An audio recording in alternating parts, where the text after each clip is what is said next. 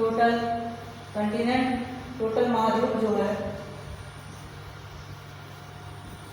Total महाद्वीप 7 है।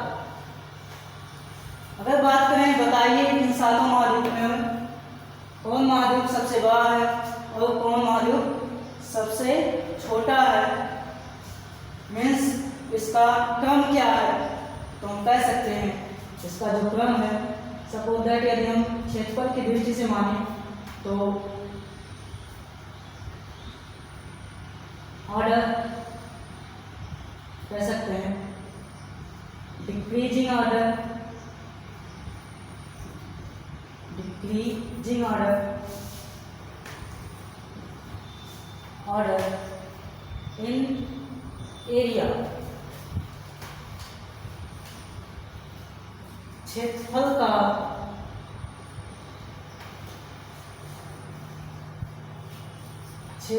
का घटता क्रम, क्षेत्रफल का घटता क्रम है कि सबसे जो लार्ज इस कंटिनेंट है, सबसे बड़ा महाद्वीप है, वो महाद्वीप है एशिया। सबसे बड़ा महाद्वीप, सातों महाद्वीपों में सबसे बड़ा महाद्वीप एशिया महाद्वीप है। एशिया के बाद दूसरा जो सबसे महाद्वीप है उसका नाम है अफ्रीका। सेकेंड नंबर पे अफ्रीका सबसे बड़ा महाद्वीप है। एंड थर्ड नंबर पे नॉर्थ अमेरिका, इसके बाद साउथ अमेरिका, इसके बाद आएगा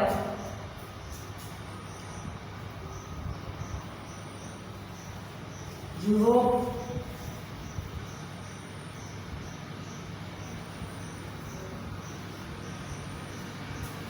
इसके बाद आएगा अंटार्कटिका,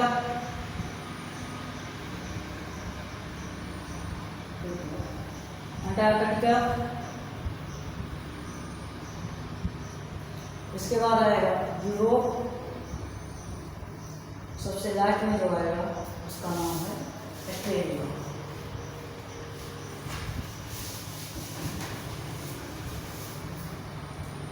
इसका मतलब है सबसे बड़ा महाद्वीप एशिया और सबसे छोटा महाद्वीप ऑस्ट्रेलिया है क्षेत्रफल की दृष्टि से।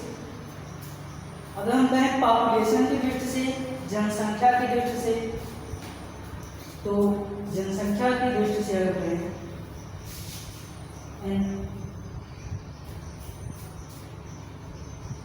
पॉपुलेशन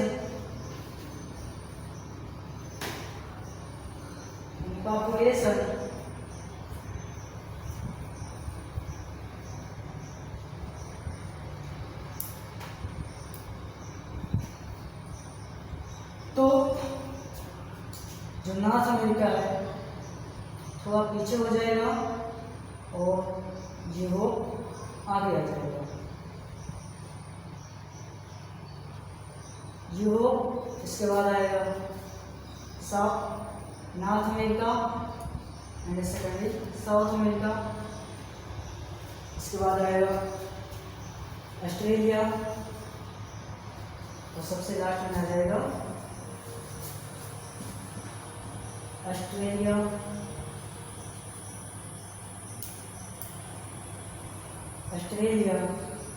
और सबसे लास्ट में आएगा अंटार्कटिका।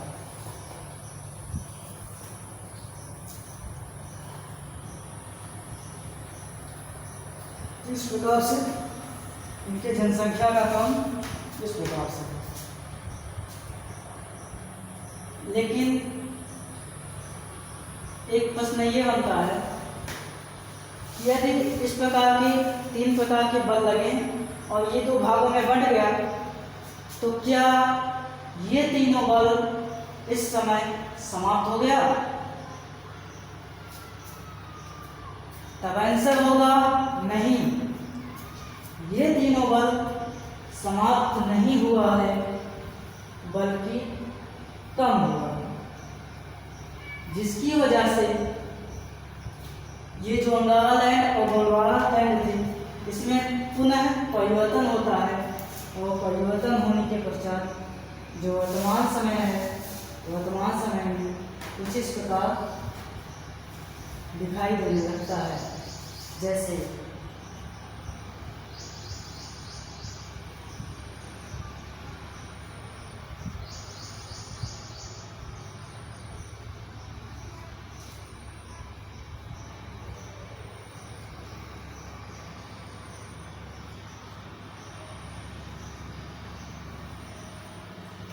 वर्तमान समय में जो सभी अंगारा लैंड और गोंडवाना लैंड थे उनमें परिवर्तन हुआ और कुछ इस प्रकार से हमें स्थल मंडल और जल मंडल दिखाई देने लगे। हमें पता है पूरे वर्ल्ड में 7 कंटिनेंट हैं, 7 महाद्वीप हैं। तो क्या 7 महाद्वीप कहाँ पे हैं, उनका लोकेशन कैसा है, कैसे दिखते हैं, किस प्रकार के होते हैं, मीन्स पूरे वर्ल्ड में कहाँ पे स्थित है। हम कह सकते हैं छोटे शब्दों में कि लोकेशन ऑफ कंटिनेंट,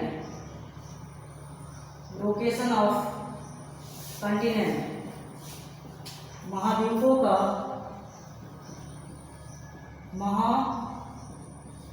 का स्थित क्या है। तो अगर महाद्वीपों की स्थिति देखें तो लगभग कुछ इस प्रकार हमें दिखाई देगा। जैसे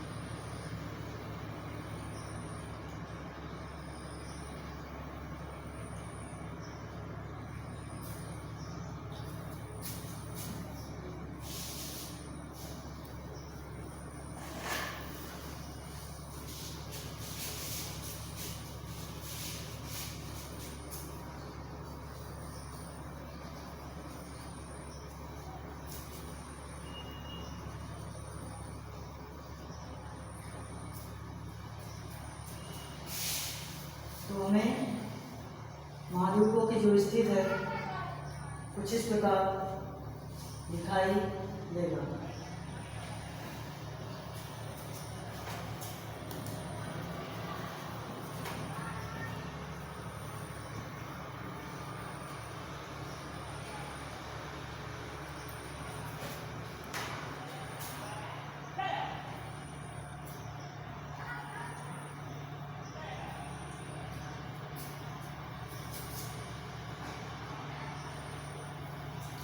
तो हमें महाद्वीपों की स्थिति कुछ इस प्रकार दिखाई देगा, जिसमें जो ये पार्ट दिखाई देगा ये है नॉर्थ अमेरिका, उत्तरी अमेरिका, और जो ये पार्ट दिखाई देगा ये है साउथ अमेरिका, दक्षिणी अमेरिका।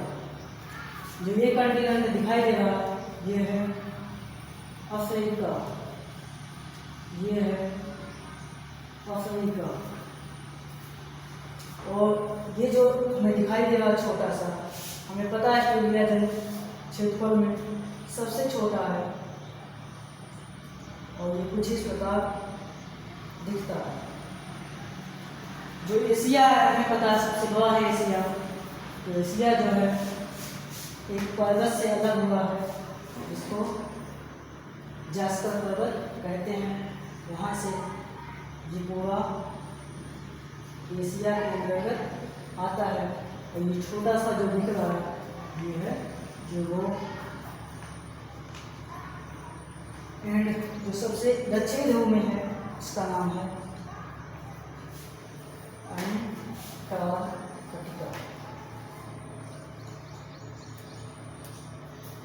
तो इस प्रकार से जो सात कॉन्टिनेंट है हमने देखा, उनकी स्थिति कैसी है, उनका आकार कैसा है, वे दिखते कैसे हैं या वे उपस्थित कहाँ हैं, एक दूसरे से कितनी दूरी पर है, किस प्रकार एक दूसरे से अलग हो रहे हैं। तो हमने देखा सातों महाद्वीपों की जो स्थिति है कुछ इस प्रकार है। दोस्तों हमें पता है पहले के समय में जब हमारे पास ना तो समय था ना तो घड़ी था और ना ही कोई ऐसी स्थिति थी जिससे हमें समय के बारे में पता चले या जलवायु के बारे में पता चले कि गर्मी बरसात कब आने वाला है या उनकी मौसम के बारे में पता चले। तो जो वैज्ञानिक महोदय थे वास्तव में जो वैज्ञानिक थे भूगोल शास्त्री थे, लेकिन वे जलवायु के भूगोल शास्त्री थे। वे केवल जलवायु की खोज करते थे, लेकिन वे जलवायु की खोज करते करते उन्होंने पाया कि कुछ ऐसे क्षेत्र हैं, कुछ ऐसे महाद्वीप हैं जिसमें उसी महाद्वीप में यदि इधर जलवायु गर्म पड़ रही है तो इधर ठंड होगी। मतलब एक ही महाद्वीप में जलवायु की जो स्थिति है अलग अलग दिखाई दे रही थी। इसलिए उन्होंने सोचा ये ऐसा तब हो सकता है जब इन महाद्वीपों की स्थिति में परिवर्तन आया। और परिवर्तन कैसे आया है उन्होंने इसके बारे में अध्ययन किया, इसलिए वो अपना थ्योरी दिया वैगनर थ्योरी, और उसी से बताएं कि इनमें 3 प्रकार के फोर्स लगे हैं। तो इस प्रकार वे एक दूसरे से अलग हुए। इस प्रकार से हम कह सकते हैं वैगनर ने जलवायु की खोज करते करते स्थलों की खोज कर दी, और इसीलिए उनको कहा जाता है वैगनर का सिद्धांत। और वैगनर ने इसके संदर्भ में एक किताब भी लिखा था, जिस किताब का नाम था, उनका जो किताब था उस किताब का नाम था virgin of continent, virgin of continent and ocean. Hindi में कहते हैं महाद्वीपों और महासागरों, महाद्वीपों और महासागरों की उत्पत्ति। इन्होंने अपनी बुक में बताया कि सागर महासागर किस प्रकार अलग हुए, क्या क्या उनमें अप्लाई हुआ, कौन से फोर्स अप्लाई हुए, उन्होंने इस किताब में इसके बारे में जिक्र किया है। लेकिन वे असफल रहे जलवायु की खोज करने में। उन्होंने बताया कि जो जलवायु का परिवर्तन है ये सूर्य की वजह से होता हुआ होगा कि सूर्य जहाँ पे जाता है वहाँ गर्म रहेगा, जहाँ पे नहीं पहुँचता वहाँ पे ठंड रहेगा। लेकिन कुछ समय के पश्चात जो दूसरे वैज्ञानिक थे जो खोज में लगे थे उन्होंने उनको गलत बताया और वे असफल हो गए। धीरे धीरे बाद में यह पता चला कि जो जलवायु है इसका परिवर्तन स्थलों की वजह से ही हुआ है। जैसे हमें पता है पहले 2 ही स्थल थे, अंगारा लैंड एंड गोंडवाना लैंड। तो अंगारा लैंड के जितने भी पार्ट थे उसमें यदि ठंडी पड़ती है तो मान लीजिए गोंडवाना में गर्मी पड़ती है, तो ये जब अंगारा लैंड का कुछ पार्ट गोंडवाना लैंड के कुछ पार्ट में आया और एक में मिल गया, तो इससे पता चला कि एक ही महाद्वीप होते हुए भी उनमें डिफरेंस मौसम है, अलग अलग जलवायु पाए जाते हैं। तो इससे यह स्पष्ट हो गया। लेकिन बाद में दिक्कत ये पड़ा कि एक ही महाद्वीप में अलग अलग जलवायु है, यहाँ पे जलवायु अलग है, यहाँ पे जलवायु अलग है, इसके तुरंत बगल जलवायु अलग है। तो मतलब अगर कहें तो इसको बंटवारा कैसे किया जाए, इनको अलग कैसे किया जाए, तो इनको अलग करने के लिए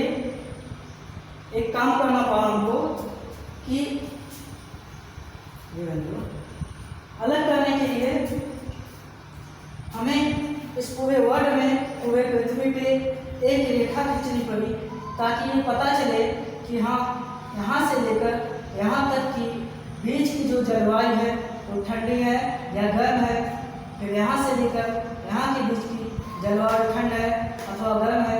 इसके लिए पूरी पृथ्वी पर मैप एक रेखा खींची गई, एक रेखा नहीं कई रेखा खींची गई, और जो रेखा खींची गई वो क्षैतिज रेखा खींची गई। जो रेखा थी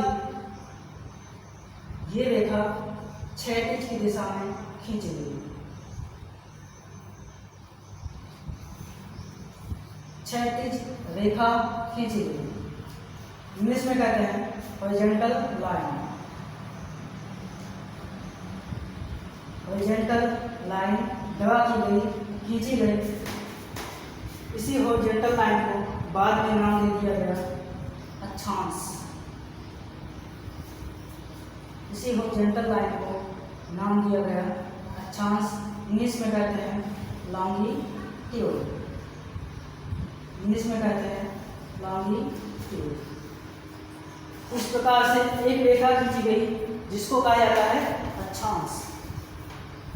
तो इससे हमें मौसम की स्थितियों के बारे में पता चल गया कि मौसम अलग अलग भागों में किस प्रकार बटे हैं, कि इस एरिया के अंतर्गत ये मौसम पाए जाते हैं, अगले रेखा के बीच ये मौसम पाए जाते हैं। लेकिन दिक्कत एक फिर बाद में हुई कि मौसम की जानकारी तो पता चल गया, बट हमें समय की जानकारी नहीं पता चला, क्योंकि हमें पता है दिन का जो मौसम होता है, दिन की जो स्थिति होती है वो दिन रात की स्थिति से अलग होता है। मीन्स दिन को ज़्यादा गर्मी रहती है, रात को ठंड रहती है। तो इस प्रकार से पता तो चला कि हाँ कहाँ ठंड है कहाँ गर्म है, लेकिन जो उसका समय था वो अलग अलग था। इसलिए समय के अभाव की वजह से कुछ दिक्कतें होने लगी, क्योंकि हमें पता है यहाँ पे जापान है, यहाँ पे न्यूजीलैंड है, यहाँ पे न्यूजीलैंड था,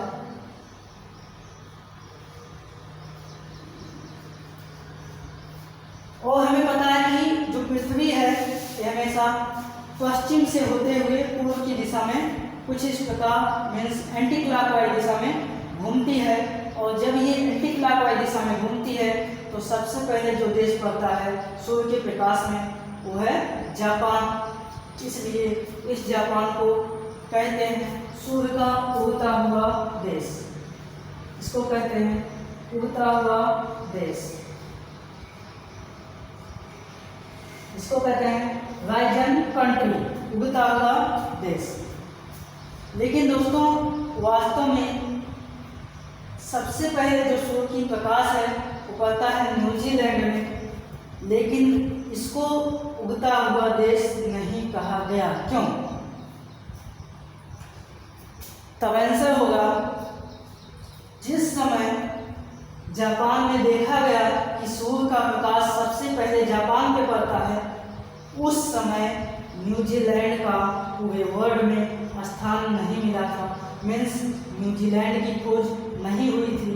जो ये न्यूजीलैंड एक पार्ट है, ये टूट करके समुद्र में डूब गया था, और ये डूबने के पश्चात कुछ समय पश्चात इसका थोड़ा सा पार्ट ऊपर दिखाई दिया, और जो पार्ट था इसी पार्ट को नाम दिया गया न्यूजीलैंड। और इस न्यूजीलैंड का जो पार्ट था ये पूरे लार्ज एरिया में फैला हुआ था, बट ये जो लार्ज एरिया का अलग अलग पार्ट है ये समुद्र में डूबा हुआ था, और समुद्र में आज भी डूबा हुआ है, जिसमें केवल ये छोटा सा पार्ट दिखाई देता है, उसी पे बस गया न्यूजीलैंड। बट जो ये अलग अलग पार्ट हमें दिखाई दे रहा है, ये वर्तमान समय में धीरे धीरे ऊपर आ रहा है। ऊपर आने की वजह से ये शंका जताई गई है कि एक प्रकार का नए महाद्वीप का निर्माण करेगी, और इस महाद्वीप का नाम रखा जाएगा जीलैंडा, और इस महाद्वीप का नाम रखा जाएगा जीलैंडा। ये ऐसा पोजीशन बन रहा है, ऐसी स्थिति बन रही है, इसका जो अलग पार्ट है धीरे धीरे ऊपर उठ रहा है। और ये जो पूरा एरिया था ये लगभग 70 किलोमीटर वर्ग स्क्वायर था, 70 लाख किलोमीटर स्क्वायर था। मतलब ये पृथ्वी ये भारत के क्षेत्रफल से दुगना क्षेत्रफल है, क्योंकि जो भारत का क्षेत्रफल है केवल 32 लाख किलोमीटर वर्ग स्क्वायर है, लेकिन ये जो न्यूजीलैंड का है पार्ट था ये 70 किलोमीटर वर्ग स्क्वायर था। इसका मतलब जब ये निकलेगा तो ये जो न्यूजीलैंड देश है छोटा देश माना जाता है, वर्तमान भविष्य समय में ये सबसे बड़ा देश बन करके उभरेगा। इसीलिए इसको उगता हुआ नादेश करके इसको कहा गया, क्योंकि जब ये बाद में दिखाई दिया फिर इसके नाम में उसके नाम में कोई चेंजिंग नहीं किया गया, और जो पुराने समय में कहा जाता था जापान एक उगता देश है, और आज के समय में भी वही कहा जाता है। इसमें एक देश यहाँ पड़ता है जिसको कहते हैं इंग्लैंड। यह इंग्लैंड ऐसा देश था जिसपे सूर्य का प्रकाश सबसे लास्ट में पड़ता है। जब बहुत रेयर केस में सब देशों से कंट्री से होने के पश्चात सबसे लास्ट में यहाँ सूर्य का प्रकाश पड़ता है। इसलिए इस इंग्लैंड देश को डूबता हुआ सूर्य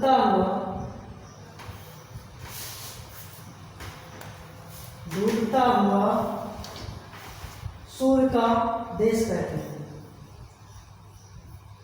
डूबता हुआ सूर्य का देश कहा जाता है। तो हमें पता चला जो जापान एक कंट्री है उसमें सबसे पहले सूर्य का प्रकाश पड़ता है, तो इसका मतलब है कि जापान में और देशों की अपेक्षा सबसे पहले दिन होता होगा।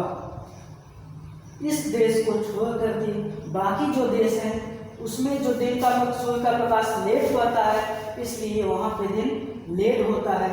इससे एक दिक्कत ये होने लगी कि सपोज दैट यदि जापान के पार्ट को ही ले लें तो जापान का जो सबसे सूर्य के सामने वाला पार्ट है यहाँ पर सबसे पहले रोशनी पड़ेगा, मतलब यहाँ पे दिन सबसे पहले उगेगा। जो इसका लास्ट पार्ट है यहाँ पे कुछ समय बाद ही उगेगा, मतलब कुछ समय चाहे एक क्षण के लिए लेट हो बट यहाँ पे लेट होगा ही। जब ये देखा गया कि इस पूरे देश में यदि मान लीजिए यहाँ पे फैक्ट्री है, यहाँ पे फैक्ट्री में काम करने वाले लोग इस एरिया से भी आते हैं, इस एरिया से भी आते हैं। चूँकि हमें पता उस समय घर नहीं था कि पता देगा कि 8 बजे आओ 9 बजे आओ, तो उस समय जो आने का समय था वो सूर्य के प्रकाश पे डिपेंड था कि जब अंधेरा होगा तब रात होगा, जब सूर्य का प्रकाश बहुत ज़्यादा होगा तो दोपहर होगा, जब सूर्य का प्रकाश शीतल होगा तो सुबह और शाम होगा। तो इसी वजह से जो इसमें फैक्ट्री में काम करने वाले थे उसी वजह से उसी समय से आते थे। लेकिन दिक्कत ये हुआ कि यहाँ पे सूर्य सबसे पहले हुआ था, मतलब यहाँ दिन पहले उगता था। अगर मान लीजिए यहाँ पे दिन का समय है आने को, शीतल समय का मतलब सुबह आने को कहा गया, लेकिन यहाँ तो अभी रात ही है, यहाँ पे नहीं हुआ। इसका मतलब यहाँ के जो व्यक्ति थे इस व्यक्ति से थोड़ा लेट आएंगे, और जब लेट आएंगे ये पहले आएंगे, जो काम था उस काम करने में विघ्न उत्पन्न होने लगे। इसी विघ्न को दूर करने के लिए ये तो केवल एक ही देश की बात है, अलग अलग कंट्री में और ज़्यादा उत्पन्न हुआ। लगभग 1 दिन 2 दिन 4 दिन का अंतर पड़ता है। यहाँ तो मान लीजिए मिनट 1 घंटा 2 घंटा का अंतर पड़ेगा, अगले देश में और ज़्यादा घंटे का अंतर पड़ेगा।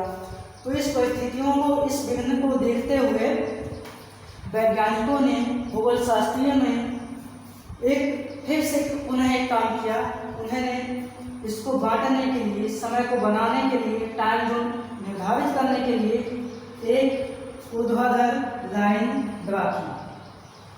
एक ऊर्ध्वाधर लाइन इस प्रकार से खींची गई और इस लाइन को ऊर्ध्वाधर लाइन खींची गई, जिसको इंग्लिश में कहते हैं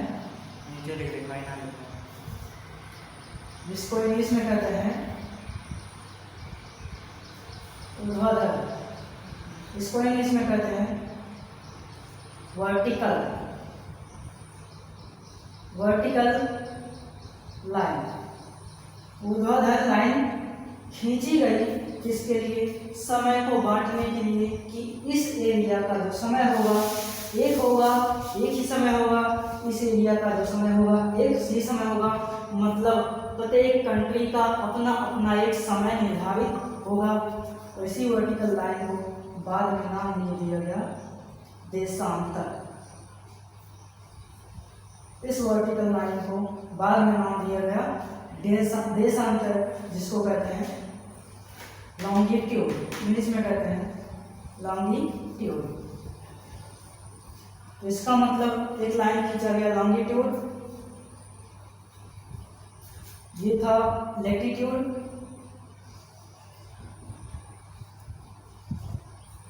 एक लाइन खींचा गया लॉन्गिट्यूड, एक लाइन खींचा गया अक्षांश, एक लाइन खींचा गया देशांतर।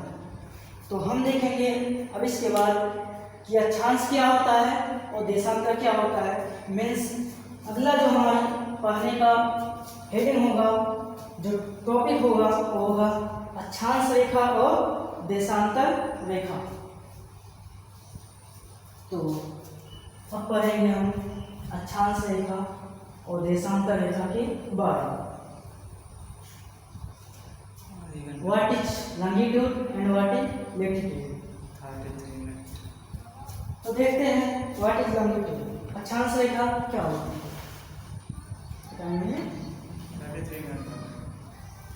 कितना मिनट से तो मैंने 2.5 घंटा आप जानते हो क्या करते हैं। 2.5 घंटे अक्षांश रेखा इसको कहते हैं, 35 मिनट आधे घंटा और निकाल। लेटिट्यूड इसको कहते हैं लेटिट्यूड, लेटिट्यूड लाइन, अक्षांश रेखा।